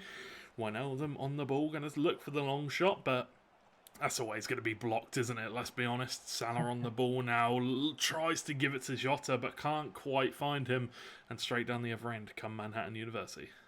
Yep, Pogba feeding the ball through to Griezmann. Opportunity already for the player who scored a brace in the last game to get his name on the score sheet. Instead, selfishly feeding in Mbappe, who himself feeling rather selfish, takes on the shot and just blasts it straight into the legs of the Liverpool defender. Very good stuff from the Frenchman. Unlucky, almost got the shot on target. Mbappe gives the ball to Griezmann, to Pogba now, got the man out wide, can't quite find him. Ben Yedder on the ball though, Wijnaldum doing well, but Ben Yedder does have the strength to hang on to the ball. Koeman now in the middle of the field, gives it to Pogba, overlap out wide for Mbappe, takes it inside, goes to the shot, and, well, that's a little bit strange. Was expecting that to go into the back of the net, I will not lie. Yeah, same. I was completely expecting to see a celebration animation. Instead, it is naught but a goal kick. Relief for Niagara. Disappointment for Manhattan as they try to find themselves an opportunity to turn that disappointment into joy. They're able to do so despite the skills. Yeah, it's a weird game. I've said this twice tonight about two of the games, but you know, I'm so confused at what's happened because some of these teams we saw doing so well in the first split, but now we're just seeing them having lackluster second halves to the split. Maybe trying to figure out the new game. Great shot by Jota. Can't quite find the back of the net for a good save though from Lloris. Ball whipped into the middle. Mane's going to be there, cleared away. But yeah, they're just struggling on the new game, and maybe it is just a fact of, you know, it's a new game. They're not as good on FIFA 20 as 21, as a lot of people that play FIFA know. Every game has a different meta, a different style, a different tactics. So obviously it does vary game to game, and as Stan has said so many times, FIFA 20 is a game where you do have to adapt as fast as you can. It sure is, and it feels a lot like it's an Mbappe meta, and so many times we see teams without Mbappe suffering for it on the score sheet, and yet again that's the case here. It is indeed.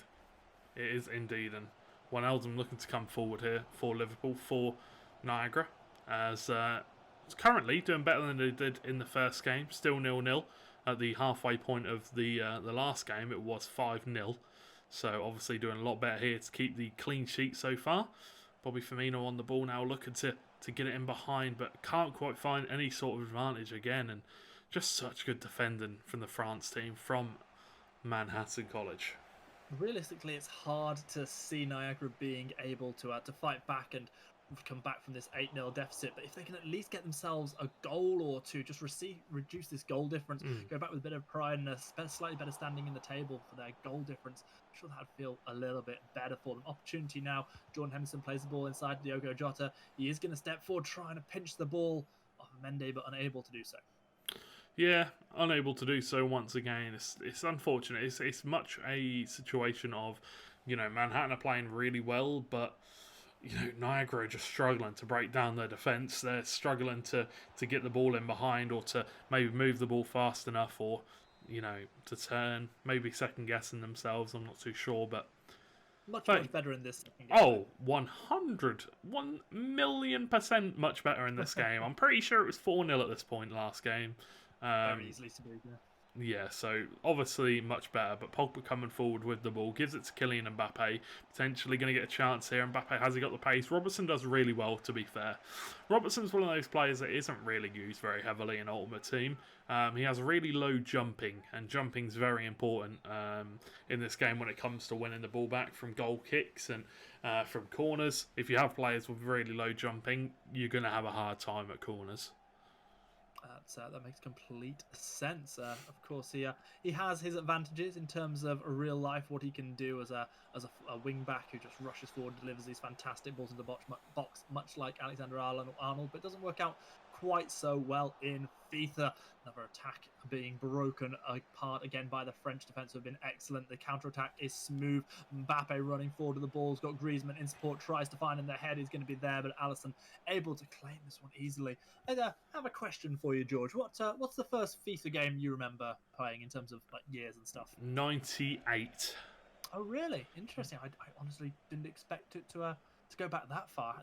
The only reason, super young. Yeah. So the only reason why I think is because I obviously had the console. I think I can't remember what console it was, but either way, I remember playing it, and it was when I was about 4 or 5 years old. It wasn't like the newest FIFA at that point. But either way, Ben Yedder coming through on goal, looking for the shot, fake shot, cuts back inside, looking to play into the middle, goes out for a corner. But yeah, 98 I think was the first one I played, but the first newest FIFA I played was 2003. 2003? Yeah, I think 2003. Remember it well. I remember in '98 they released a World Cup version. I think it was called Road to the World Cup, which I certainly spent a lot of hours on. We've got a nice breakthrough here. Opportunity for Jota to open the scoring in this game. And just like Mbappe in the first half, puts the ball just wide. And I say in the first half, this was the first half as well. It was the end of the first half. It was indeed. That should have been the goal. And captain's armband for Virgil van Dijk, something we might see for Liverpool at some point. You hope so, don't you? Well, yeah, you'd like to think so, but it just depends on like Henderson, when he returns from injury, and Van Dijk when he returns from injury. Because for Henderson, apparently Henderson, there are a lot of calls for a potential tear of his hamstring. So there are a lot of rumours circling around, but obviously Liverpool fans suspensefully awaiting the decision from the medical team. But there is one thing we still need to decide here is who is going to get the first goal, and it is going to be Niagara. Sorry, it's going to be... Oh, no, it's not. It's not. It's going to be offside. It's going to be Manhattan. No. It's going to be offside. No. The goal denied us by the linesman's flag, and still going to have to wait for the opening goal of this game. A slightly more cagey affair, much more solid defending, especially from Niagara. Full credit to them to come forward and not to have just been completely demoralised by their previous defeat. Instead, coming into this one and playing a really solid game. Yeah, definitely playing a lot better in this game than they did in the last, whether that's just down to Manhattan being a little bit more lenient, being a bit nicer. They know they've got the win, but chance here from Mbappe, good tackle, does well, and now definitely a chance to counter-attack with Mohamed Salah. Should be able to get the pace around Lucas Digne, but can't quite do anything this time. He's got the ball once again, coming down this right-hand side. Is it going to whip it in? It is towards the back post. Crossing isn't that great on this FIFA, unfortunately. You can't really... Completely agree. So hard to score off crosses, off corners. I think arguably a little bit too hard. But meanwhile, we do see the opportunity again for Liverpool to break through. This is going to be Firmino in a little bit of space. Has Jota on the overlap. Plays the ball back inside to the Brazilian, but it's cleared once again. The solid back line from France. I've said it so many times this game, and they're proving me right every time. Oh yeah, they're playing well. They're playing well, aren't they? That's the thing. Even though they're not scoring goals, Manhattan, they're still getting the chances. They're still defending well. They're still doing a lot of things well, which is the important part. For Niagara, they're looking better. They're having a lot more chances, but we'll see if they can win this one game. This leg. As a 0-0 goes, it's been quite an exciting 0-0, to be fair. We're 60 minutes in, 30 minutes on the clock. 30 minutes of game time is all that remains for tonight's broadcast here for Big East, and we may well still have a goal or two to show you. Then, to try and find that goal for you, but unable to do so. And as we talk about which FIFA did we first play, the 2003 FIFA had Edgar Davids on the front, your favourite. My all-time favourite, absolutely. I have a signed shirt of his upstairs. Oh, do you really? Very interesting indeed. And interestingly enough, that was when FIFA actually had the rights for Juventus. Yeah, that's right. In the back of a load of Nike ads as well. I remember all of those fantastic ones that we got to see. So much fun. Meanwhile, we're looking at a team that. I believe did they have a Nike contract or an Adidas contract after the New Balance one? I know it was quite controversial with the amount of money coming in. Ooh, I'm not too sure. Oh, Liverpool. Yeah. Nike. Yeah, because it was New Balance, and then they sort of suddenly shifted, and they had. Yeah, there was a lawsuit. There was a lawsuit with New Balance. But actually, I need to. Oh no, there's been a disconnect. I'm not sure how we're gonna do this. Because obviously, it is a foregone conclusion in terms of the result. Yeah, it's already a conclusion in terms of the result. As you can see, already 8-0 on aggregate. But we're going to see what we can do in terms of what the players are going to do going forward. And we'll be right back after this break. Do not go anywhere. We'll come back to you once we know what's going to happen. Sit tight and we'll try and get you the answer.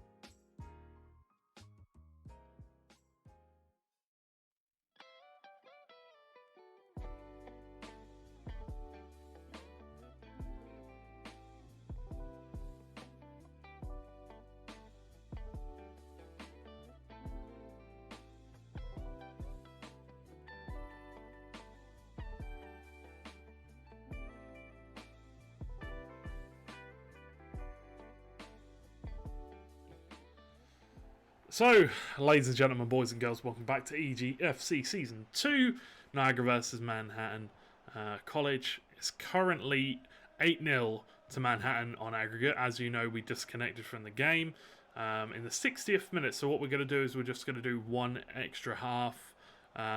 So we're going to go to the 45th minute, and that's where the game's going to end. Just to finish it off, say that we've played two full games, basically. Maybe a little bit extra, obviously. But yeah, we thought we'd just do it that way. It makes it a lot easier, just in case any team, either team was going to get another goal, just so it works for goal difference. No problem at all. In terms of goal difference, it is that 8-goal difference because there had been no goals in that entire 70 minutes that we had watched before this one. And now we've got 40 minutes left, really. See if either team can break the deadlock. And Mane, actually, sorry, not Mane, I believe that Salah came close. Yeah, very close. Very close indeed. And probably should have put that one in the back of the net, I'll be honest. That was a very good opportunity. Van Dijk going up in the air. Red time finish, though. You hate to see it. Don't time finish, turn it off. So basically, if you don't know how time finishing works, it rewards you if you press the shoot button for when it hits the player's foot. So if you get the timing right, on FIFA 19 when it was first introduced, it was very, very strong. It would give you like a 50% extra power and loads more curl, and it would go top hit. It was disgusting. Basically, if you hit green time finish every time, you would score without a doubt. In this game now, it has been nerfed into the ground so hard that there is no point in using it. Griezmann with a shot, Griezmann with a goal. You don't need a green time finish for that because he just puts it in the back of the net. And that's the problem when people use it and they mess it up. It just makes it, you're not going to score those opportunities. It's frustrating. And the frustration abounds now as they find themselves behind yet again. Manhattan taking the lead in this leg at the second time of asking. 30 minutes left on the clock for Niagara to seize anything back from this game. We'll see if they can do that. One Eldon with a shot, blocked by Kante. It's a difficult game. It's a difficult game for Niagara.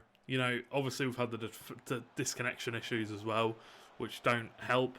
But Manhattan just looked so good. The skills are definitely on show for Niagara. Lots of step overs, lots of close control dribbling, lots of LB dribbling as well, which is really nice to see, or RB dribbling, sorry, which is really nice to see. And Firmino coming forward gives the ball to Diogo Jota. Can Diogo Jota give it to Firmino? He can. Potentially a chance here coming through. But as you can see, the difference here is the play gets slowed down so much by Niagara. It gets slowed down to a point where the player stops, and then it's easy for the defender to just go and take the ball away. Whereas with Manhattan, it's just non-stop movement. Look, cuts back inside. It's a skill, or it's a ball roll. It's something. It's never a stop and turn. But there's another beautiful, beautiful goal. Pass from Pogba, gives it to Griezmann, and well, it's 10-0 on aggregate. It reflects everything that you were just saying, George, that movement paying dividends again for Manhattan College. And it feels like innumerable times at this point that Niagara have had those shots blocked by defenders. And it's as a result of that lack of movement, that giving time to defenders that you speak of. Opportunity now for Salah to try and take on Luka Dean, but man from the other side of the Mersey is going to win the ball back, finding Kingsley Coman, his national comrade, is going to be brought back due to a foul in the build. Yeah, definitely a foul that. Definitely a foul, let's be honest. Obviously caught him with his trailing leg, I think it was. Ben Yedder coming through on goal. Good pass. Good interception from Gomez. Good tackle, dispossession. I'm not even sure what words to use anymore. For those of you that aren't aware, it is currently 11:38 in the UK. Obviously, if you are an American watcher, you are on the east or the west coast. It is much, much earlier than what it is here. Yes, well, there's a few sleepy eyes here in the UK, but I certainly have enjoyed what I have had the chance to watch tonight. Some real awesome games of FIFA, goals abounding in all of our ties. It's been a bit quiet in this particular second leg between Niagara and Manhattan, but since the restart, Manhattan have looked good. Can Jota find something? Come on, Diogo, find the back of the net. Finds Firmino. Can't find a shot yet again, though, closed down. Yeah, just a few problematic errors. It's anything. It's a difficult matchup. It's one where, the player you're playing against is obviously better, and you're trying to break them down, do whatever you can, but they've got your number. It's just one of those ones. It's not one of the ones where you're going to be really angry because it's just a clear outskill situation. Overhead kick clearance. Yeah, Griezmann had Coman on the overlap. The attack is still going on. It's Ben Yedder trying to twist and turn. Joe Gomez able to dispossess him. Henderson now breaking forward. No real life injury going to stop him from still having the game of FIFA. Meanwhile, Van Dijk now trying to cover, but Mbappe's broken the offside trap. No, it's broken him. It has indeed. It was a good bit of play. Unfortunately, couldn't quite beat the offside, but Mane in a tussle with Mendy. Mendy's winning that one all day, every day. It's kind of crazy to think Mendy's only an 83 rated card on FIFA, but he outpaces, he outstrengths, he outskills most wingers. It's incredible. He is one of the most broken players in the game. Him and Varane, their partnership, obviously same team, same nationality. It is absolutely absurd. It's so difficult to do anything with. It's one of those situations where you're like, EA, please nerf them, but like you can't nerf players. You can't. In other games, it's like you nerf the gun, you nerf the champion. In this one, you can't just straight nerf the players. Great save from Hugo Exactly, Lloris. because their stats are based essentially on real life. So yeah, it's like saying, well, we're going to make you worse, but it's like, but I'm not worse. But yeah, it's true. It's exactly like that though. Yeah, it is indeed. And yet again, the play is broken up. Niagara still unable to find the shot that could net them their first goal of this tie on the other end of the pitch. Potential for an 11th across 2 legs for Manhattan. However, this time, Liverpool are able to defend this one. Seconds remain in this tie.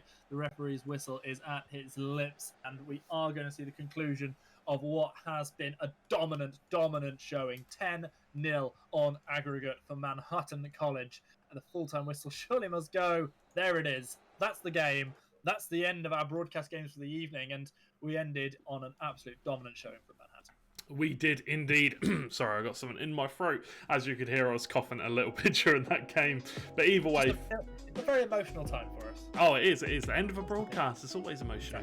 But fantastic game either way from both teams. Obviously, Manhattan, really did take the win. Oh, they really took the win there. 10-0. Oh, my word.